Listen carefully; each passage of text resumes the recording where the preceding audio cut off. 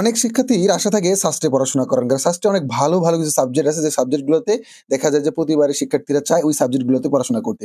তো এই তুমি যদি সাস্টে চান্স পেতে চাও, তাহলে অবশ্যই সাস্টের কয়েকটি বৈশিষ্ট্য তোমাকে অবশ্যই জানতে হবে। ওকে, কারণ সাস্টের একটু কোশ্চিন প্যাটার্নটা একটু আলাদা, এবং সাস্ট যে কোর থেকে কোশ্চিন করে সেই কোরগুলো তোমাকে জানতে হবে। ওকে, প্রত্যেকটি কোশ্চিনের ডিপ বেসিক থাকে, এই জন্য সাস্ট কিন্তু তোমাকে ক্যালকুলেটর ব্যবহার করতে দিবে। ওকে, তুমি দেখবা যে সাস্টের প্রশ্নগুলো পারতেছো না, এর কারণটা কি? প্রচুর বেসিক থেকে প্রশ্ন করে। তুমি যদি বিগত বছরের প্রশ্নগুলো দেখো, তো আজকে আমি প্রশ্ন সমাধান এবং জৈব রসায়নের বিগত 2 বছরের প্রশ্নগুলো নিব, এবং এই 2 বছরের প্রশ্ন আজকে দিয়ে শুরু করব। আমি সাস্টের পরীক্ষার আগ অব্দি তোমাদের ম্যাক্সিমাম যতগুলো প্রশ্ন সমাধান দেওয়া যায় আমি সমাধান দেওয়ার চেষ্টা করবো ইনশাআল্লাহ। তোমরা যদি কমেন্ট করো যে ভাইয়া হ্যাঁ আমার প্রশ্ন সমাধান দরকার, তাহলে আমি কিন্তু র্যান্ডমলি প্রশ্ন সমাধান করে দিব। ওকে, তো বিগত বছরের প্রশ্ন অ্যানালাইসিস এবং সমাধানের প্রথম পর্বটি তোমাদের স্বাগতম, এবং আজকে আমি 2টি ইয়ার নিয়েছি জাস্ট তোমাদের ধারণাটা দেওয়ার জন্য, যে দেখো সাস্ট কিভাবে প্রশ্নগুলো করে, তোমার কাছে কি চায়, এবং এগুলো কিভাবে সমাধান করতে হয়। ওকে, তো সাস্ট নিয়ে কয়েকটি ক্যারেক্টারিস্টিক্স আমি আগে বলবো, এইগুলো জানলে তুমি তোমাদের প্রিপারেশনটা আরো বেশি সহজ হয়ে যাবে। 1 নম্বর যে ক্যারেক্টারিস্টিক, যে ক্যালকুলেটর ইউজ করতে দেয়, এর মানে তোমাকে বুঝে নিতে হবে যে এমসিকিউ গুলো আসলে কি লেভেলের থাকবে, ওয়ান কাইন্ড অফ রিটেন বলা যায় আর কি, এমন ধরনের এমসিকিউ গুলো তারা দেয়। 2 নাম্বার হচ্ছে, মানে আমি যে লাস্ট সেশনে পরীক্ষা দিয়েছিলাম সাস্টে, আমার মানে ইয়েগুলো বলেছিলাম, আমার নিয়মগুলো বলতেছে আমার কি কি ছিল। তারপরে হচ্ছে তুমি দেখো এখানে যে সাস্টের যে প্রশ্নগুলো অনেক ডিপ লেন্থের হয়, অনেক গভীর প্রশ্ন হয়। বেসিকটা স্ট্রং না হলে তুমি যত লাফালাফি করো কোনো লাভ হয় না আসলে। 3 নম্বর যে একটা সাস্টের যে ম্যাক্সিমাম প্রশ্নের অপশন থাকে 5টি, তোমাকে আরো কনফিউশনে তোমাকে ঢুকিয়ে রাখে, যে তুমি A B C D E 5টি অপশন চুজ, তুমি যদি মানে আন্দাজে দেখানোর কোনো অপশনই তারা রাখে না। তো এই কয়েকটি বিষয় তোমাকে খেয়াল রাখতে হবে, খুব ভালোভাবে ডিপলি প্রশ্নগুলো তোমাকে পড়তে হবে। তো চলো আমরা আগে বেশি প্রশ্ন আমরা সমাধানে চলে যাই। তোমরা অবশ্যই কমেন্ট করবে যে ভাই এই কয়েকদিন র্যান্ডমলি তোমরা সাস্টের চাও, নাকি তোমরা রাজশাহী বিশ্ববিদ্যালয়ের প্রশ্ন সমাধান চাও। রাজশাহী বিশ্ববিদ্যালয় আমি টোটালি তোমাদের আমি একটা পোস্ট করেছিলাম আমার ফেসবুক পোস্টে, যে রাজশাহী বিশ্ববিদ্যালয় কোন প্রশ্ন ব্যাংকটা ভালো। আমি ওই অনুযায়ী একটা প্রশ্ন ব্যাংক সংগ্রহ করেছি, এবং ওই সমস্ত প্রশ্ন ব্যাংকটা প্রথম থেকে শেষ পর্যন্ত প্রত্যেকটা প্রশ্ন আমি ধরে ধরে সমাধান করবো ইনশাআল্লাহ। তোমাদের কমেন্টের উপরে সবকিছু, যে তোমরা কোনটা আগে চাও এখন থেকে, কোনটা সাস্টেরটা চাও, নাকি যে 7 দিন আছে 7 দিন বা যে কয়েকদিন বাকি আছে শুধু সাস্টেরটা চাও কিনা। তো আমরা শুরু করি 1 নম্বর প্রশ্নটা দেখে। দেখো যে কোন অ্যালকেনটির ওজন বিশ্লেষণ করলে ইথানল ও প্রোপানন তৈরি হয়। সাস্ট 19 সেশনে এসেছে। ওকে, তো দেখো আমাদের এটা খুবই সহজ। আমরা জানি যে ইথানল এবং প্রোপানন তখন তৈরি হয় যখন কোনো অ্যালকিনে শাখা শিকল থাকে। তোমরা সবাই জানো এটাকে ওজোনালাইসিস রিয়াকশন বলা হয়। এটা নিয়ে আমার শুধু একটা ভিডিও ছিল, ঢাবির ক্ষেত্রে আমি বলেছিলাম প্রচুর ইম্পর্টেন্ট, এবং এটা কিন্তু 19 সেশনে এসেছে, প্রচুর ইম্পর্টেন্ট। ওকে, তো দেখো এখানে ইথানল আর প্রোপানন, যেহেতু এখানে প্রোপানন তৈরি হয়েছে, আমরা জানি শাখা শিকলের ক্ষেত্রে প্রোপানন বা কিটোন তৈরি হয়, আর যদি শাখা শিকল না থাকে তাহলে ওজোনালাইসিস বিক্রিয়ায় 2টি অ্যালডিহাইড উৎপন্ন হয়। ওকে, এখন এটা বের করার সহজ টেকনিক তোমাদের আমি বলে দিই কিভাবে তোমাকে যৌগটা বের করতে হবে। দেখো পাশাপাশি যৌগটা লিখবে, অক্সিজেনটা এইভাবে লিখবে, জাস্ট অক্সিজেনটা ভেনিশ করে দিয়ে তুমি এখানে এইভাবে যৌগটা বের করবে। ওকে, জাস্ট এই কার্বনের মাধ্যমে জাস্ট দ্বিবন্ধন দিয়ে দিবে। এটা হচ্ছে তোমার সহজে বের করার টেকনিক, কারণ যেহেতু এখানে 5টি অপশন রয়েছে, তারপরে তুমি এখানে মিলে দেখবে যে কোনটা তোমাদের মিলতেছে। এখানে দেখো CH3 2টা, তাহলে এখানে দেখো CH3 2টা, তারপরে দ্বিবন্ধন, তারপরে দ্বিবন্ধন, তারপর দেখো CH3 CH, তাহলে আনসার কোনটা হচ্ছে? দেখো নাম্বারে গিয়ে তোমার আনসারটা কিন্তু মিললো। এইবার দেখো আমি এগুলো ডিটেইলসে বলবো ইনশাআল্লাহ। ওজোনালাইসিস বিক্রিয়া আমি ঢাবির ক্ষেত্রে অনেক ডিটেইলসে বলেছিলাম, ব্যাখ্যা সহ যাবো, কিন্তু আজকে জাস্ট একটা তোমাদের ধারণা দিচ্ছি, স্টার্টটা করতেছি। তোমাদের আজকে রেসপন্স আমি দেখবো, যে ভাইয়া না আমরা একবারে ভেঙে চুরে ইউনিভার্সিটি, চট্টগ্রাম ইউনিভার্সিটি অথবা তোমাদের কৃষি যে বিশ্ববিদ্যালয়গুলো রয়েছে কৃষির ক্ষেত্রে, এগ্রির ক্ষেত্রে, সবগুলোর তোমরা একবারে ভেঙে চুরে ব্রেকডাউন করে তোমরা সমাধান চাচ্ছ। তোমাদের রেসপন্সের উপরে আমি কোশ্চিন ব্যাংক সমাধান পর্ব চলবে এখন শুধু আমার, দরকার হলে আমি লাইভ নিব, লাইভই শুধুমাত্র সমাধান চলবে। ওকে, এখন দেখো আমরা কোন ধরনের প্রশ্ন ব্যাংকগুলো সমাধান করবো আমি একটু পরে দেখিয়ে দিচ্ছি, তাহলে তোমরা বুঝতে পারবে তোমরা কত বেশি অ্যাডভান্স থাকবে সেই কোশ্চিন ব্যাংকগুলো যদি প্রশ্নগুলো সমাধান করা যায়। আসলে তো কত ইন্টারেস্টিং যে 18 সেশনে একটা প্রশ্ন এসেছে, এটাও যে থিম থেকে এসেছে, 19 সেশনের সেম থিম থেকে এসেছে। 18 সেশনের প্রশ্নটা এসেছে যে ওজোনালাইসিস রিয়াকশন, এই বিক্রিয়াটা থেকে এসেছে। 19 সেশনও সেম থিম থেকে এসেছে, তাহলে এই বিক্রিয়াটা কত বেশি ইম্পর্টেন্ট। নিম্নের কোন যৌগকে বিশ্লেষণ করলে প্রোপানন সহ অন্য একটি যৌগ পাওয়া যায়। তাহলে দেখো আমি কি বলেছিলাম, যদি শাখা শিকল না থাকে তাহলে অ্যালডিহাইড, আর যদি শাখা শিকল থাকে তাহলে প্রোপানন উৎপন্ন হয় বা কিটোন উৎপন্ন হয়। তার মানে এই যৌগগুলোর মধ্যে এমন একটা যৌগ থাকবে যেখানে শাখা শিকল থাকবে, তাহলে শর্তগুলো কি কি? কার্বন কার্বন দ্বিবন্ধন থাকতে হবে, যেহেতু প্রোপানন উৎপন্ন হয়েছে, আবার শাখা শিকল থাকতে হবে। কয়েক কার্বন বিশিষ্ট প্রোপানন? 3 কার্বন বিশিষ্ট। তাহলে এমন একটা শাখা শিকল চুজ করতে হবে যেখানে 3টা কার্বন রয়েছে। তাহলে দেখি এই আনসারটা কে করতে পারে?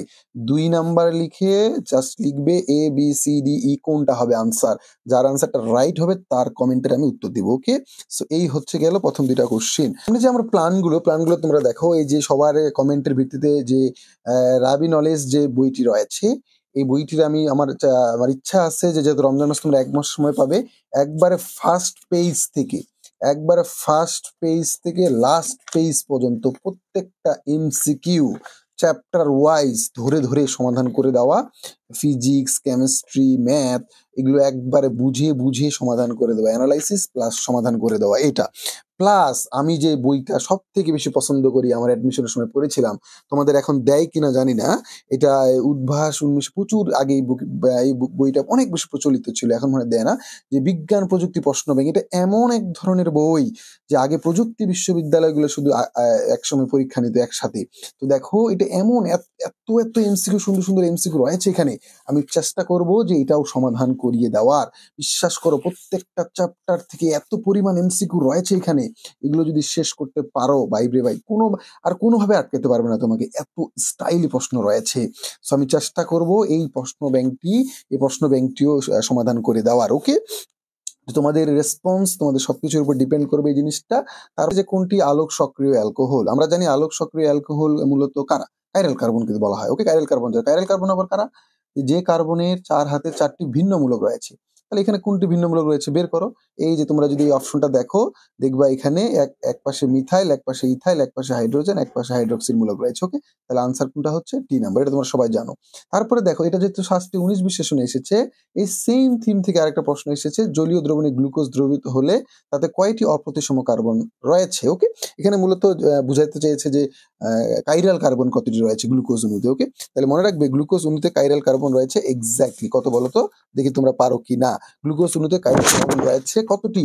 5টি। ওকে? তোমরা যদি এগুলোর ব্যাখ্যা তোমরা দেখো, তাহলে এই যে এইটা হচ্ছে সেই কাইরাল কার্বন, কারণ এখানে শেষ যে 6 নাম্বার কার্বনটি রয়েছে, এখানে 2টি হাইড্রোজেন থাকে, যার কারণে কি এক পাশে হাইড্রোজেন আরেক পাশে হাইড্রোজেন, 2টি হাইড্রোজেন থাকার কারণে এটা কাইরাল কার্বন শো করে না। তাহলে যদিও গ্লুকোজে 6টি কার্বন কিন্তু কাইরাল কার্বন শো করে, মানে একটি কার্বনে 4টা ডিফারেন্ট মূলক থাকে, এরকম কার্বন রয়েছে 5টি। ওকে? তাহলে এই হচ্ছে জিনিস। তাহলে তোমরা বলো তো যে কাইরাল কার্বন যদি 5টি হয়, তাহলে আলোক সমাণু কত হবে? দেখি এটার আনসার কে করতে পারে। এটা তাহলে প্রথমটার আনসার তো করবাই, এটার আনসার 2 নাম্বার করে লিখে দিবা যে এতটি। দেখি এগুলো কে উত্তর করতে পারে। ওকে? তো তারপরে দেখো থিমটা একই। 19 20 সেশনে যে প্রশ্নটা এসেছে, তারপরে দেখো 18 19 সেশনের থিমটা কিন্তু একই। তারপর দেখো কোনটি সর্বাধিক স্থিতিশীল কার্বোক্যাটায়ন? আমরা জানি যে স্থিতিশীল কার্বোক্যাটায়ন বলতে কি বোঝাচ্ছে এখানে, যে রিঅ্যাকশন করতে চাবে না, অনেক স্থিতিশীল, স্টেবল। তাহলে দেখো কারা, এটা কিভাবে বের করবা? আমি এখানে 3 ডিগ্রি নিয়েছি, তারপর 2 ডিগ্রি নিয়েছি, তারপর 1 ডিগ্রি নিয়েছি। তোমরা কি জানো এই যে এই মিথাইল মূলককে ইলেকট্রন দাতা বলা হয়, আর এই যে C+ কার্বোক্যাটায়ন, এর কিন্তু ইলেকট্রন দরকার। তাহলে একে 3 জন ইলেকট্রন দিচ্ছে, এই পাশে 3 জন, একে দিচ্ছে 2 জন, একে দিচ্ছে 1 জন। তাহলে বলো এখানে 3 জন ইলেকট্রন দিচ্ছে, এ বলবে না আমার ঠিক আছে 3 জন পার্টনার রয়েছে, আমি ইলেকট্রন পাচ্ছি, আমার রিঅ্যাকশন যাওয়ার দরকার নাই। এ কিন্তু একটু দেরিতে রিঅ্যাকশনে যাবে। ধর এখানে একটা ইলেকট্রন চুপ করে বসে আছে, এ কিন্তু এই ইলেকট্রনের প্রতি ঘুরেও তাকাবে না।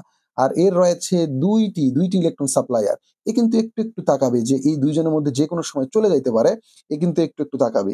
আর এর দেখো, এর মাত্র 1 জন ইলেকট্রন সাপ্লায়ার, এ অনেক ভয়ে থাকবে যে এ যে কোনো সময় চলে যেতে পারে। তার মানে কি এ খুব ফাস্ট এই ইলেকট্রনটাকে এসে গ্রহণ করবে, তার মানে এ বেশি সক্রিয়। কিন্তু সব থেকে বেশি স্টেবল কি হবে? এক্স্যাক্টলি এ বেশি স্টেবল, এ কিন্তু ইলেকট্রনটি নিতে চাবে না। ওকে? সো এই হচ্ছে আমাদের এই সমাধানগুলো। তারপরে 6 নাম্বার তোমরা যদি প্রশ্নটা দেখো, সাস্ট 19 বিশেষণে এসেছে, কোন যৌগটির স্ফুটনাঙ্ক সর্বোচ্চ? প্রশ্নটা ডিপ গুলা বোঝার চেষ্টা করো, তারা কতটা বেসিক এবং থিম গুলো থেকে কিন্তু প্রশ্নগুলো তোমাকে করতেছে। ওকে? তোমরা যদি দেখো যে কোন যৌগটির স্ফুটনাঙ্ক সর্বোচ্চ, এটা তোমরা কিভাবে বুঝবে? মনে রাখবে যে অ্যালকেনের তুমি যদি শাখা শিকল, মানে অ্যালকেনের যত কার্বন সংখ্যা বাড়বে, এর কিন্তু স্ফুটনাঙ্ক তত বেশি বাড়ে। কিন্তু তোমার এখানে দেখো এন অক্টেন 3 ডাইমিথাইল হেক্সেন, মানে কিন্তু 6, আর এখানে 2টা ব্রাঞ্চ, 2টা কার্বন, তার মানে 8। ট্রাইমিথাইল পেন্টেন মানে কত? 5টা কার্বন, আর এখানে 2 2 4 মানে এখানে কয়টা কার্বন আছে? 3টা, 8। তার মানে সবগুলো যৌগ দেখো, সবগুলোর কার্বন সংখ্যা কত? 8টি। তাহলে ভাইয়া আমি এখানে স্ফুটনাঙ্ক কিভাবে বের করব? আপনি বললেন অ্যালকেনের ক্ষেত্রে যত কার্বন সংখ্যা বাড়ে এর স্ফুটনাঙ্ক বাড়ে। তাহলে এখানে তো সবারই 8টি করে কার্বন। আমি কিভাবে তাহলে বুঝবো কার স্ফুটনাঙ্ক সর্বোচ্চ? একটা কথা খেয়াল রাখবে যে যার শাখা শিকলটা যত বেশি সরি যার সরল শিকল যত বেশি বড় তার স্ফুটনাঙ্ক তত বেশি।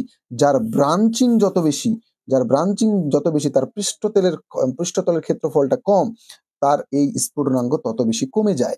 তার মানে মনে রাখবে যার শাখা শিকল যত বেশি থাকবে তার স্ফুটনাঙ্ক তত বেশি কমে যাবে। যেমন এই বিউটেনের তোমার স্ফুটনাঙ্ক 0.5 ডিগ্রি সেলসিয়াস, অন্যদিকে আবার 2 মিথাইল প্রোপেন, এখানেও 4টি কার্বন, এখানেও 4টি কার্বন, এর ব্রাঞ্চিং হতে এর স্ফুটনাঙ্ক কমে কত হয়ে গিয়েছে? -10.2 ডিগ্রি সেলসিয়াস। তাহলে এর স্ফুটনাঙ্ক কত কমে গিয়েছে? কারণ এখানে ব্রাঞ্চিং হয়েছে। ব্রাঞ্চিং হলে এই ক্ষেত্রফলটা কমে যায়, লেন্থটা কমে যায়।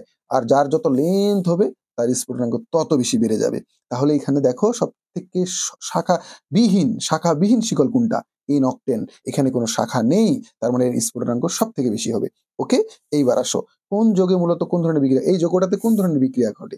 মনে রাখবে এই কার্বন কার্বন দ্বিবন্ধন, কার্বন কার্বন ত্রিবন্ধন যেখানেই থাকবে, তার মানে আমরা কি জানি একটি বন্ধনে 2টি ইলেকট্রন থাকে, তার মানে এই জাতীয় যৌগগুলোতে ইলেকট্রনের আধিক্য দেখা যায়।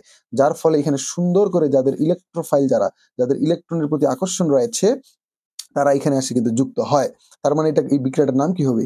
ইলেকট্রন আকর্ষী দ্রুত বিক্রিয়া এরা দেয়। কারণ এখানে ইলেকট্রন রয়েছে, এই যে ডাবল বন্ড, এখানে 2টি ইলেকট্রন রয়েছে, সুন্দর করে ইলেকট্রোফাইল গুলো আসে এখানে যুক্ত হয়।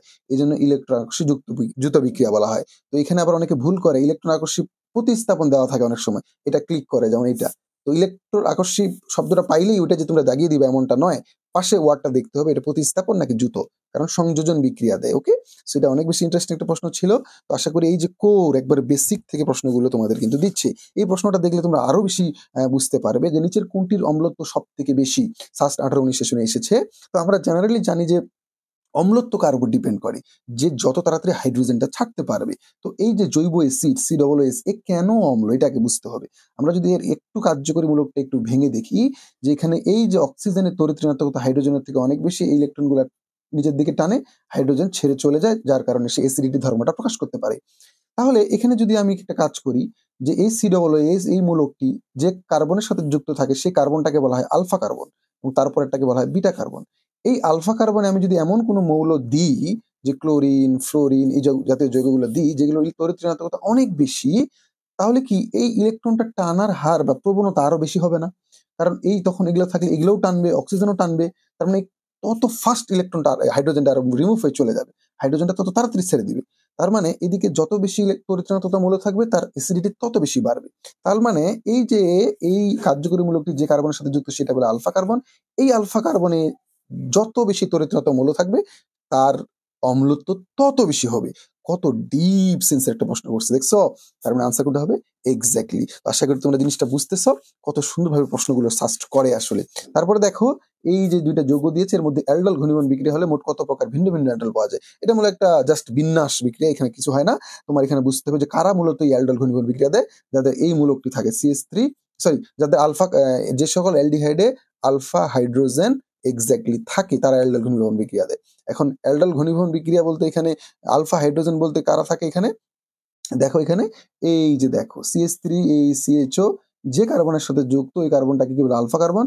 এই আলফা কার্বনে হাইড্রোজেন আছে না, এটাকে বলে alpha hydrogen. Okay, sorry, alpha hydrogen থাকে। তাহলে আলফা কার্বনে কি থাকে? হাইড্রোজেন যদি থাকে, তাহলে এরাই মূলত এই অ্যালডল ঘনীভবন বিক্রিয়াটা দেয়। কিছুই না, জাস্ট খালি 2টি অ্যালডল, 2টি অ্যালকোহল জাস্ট যুক্ত হয়ে যায়। জাস্ট এই যুক্ত ত্রিমাত্রিক বিন্যাসটা কত স্টাইলে হতে পারে, এই 2টা স্টাইল আমি রেখে দিয়েছি এখানে। তার মানে এখানে 2 ধরনের স্টাইলে হতে পারে, এবং এখানে যে যৌগটা উৎপন্ন হয় সেটাকে বলা হচ্ছে বিটা হাইড্রোক্সি অ্যালডিহাইড। তো এই নামটা কেন অ্যালডল ঘনীভবন বিক্রিয়া বলা হচ্ছে? এই যে অ্যালডিহাইড এবং অ্যালকোহল 2টি মূলক পাওয়া যায় একসাথে এখানে ফাইনাল যৌগটাতে, এখান থেকে এল, আর এখান থেকে তুমি ALD না হয়, এখান থেকে OL, এখান থেকে নামটা এসেছে অ্যালডল।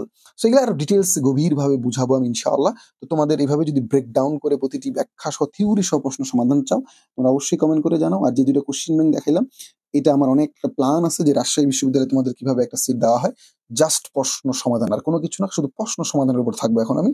সেটা তোমাদের কমেন্টের উপর প্রায়োরিটি করবে ইনশাআল্লাহ।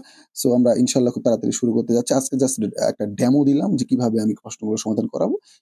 এর পরবর্তী একবারে ব্যাখ্যা সহ আরো ডিটেইলসে আমরা শিখবো ইনশাআল্লাহ। সো পরবর্তীতে তোমরা কোন সাবজেক্টের উপরে এই সাস্টের প্রশ্ন ব্যাংকগুলোর সমাধান চাও বলবে।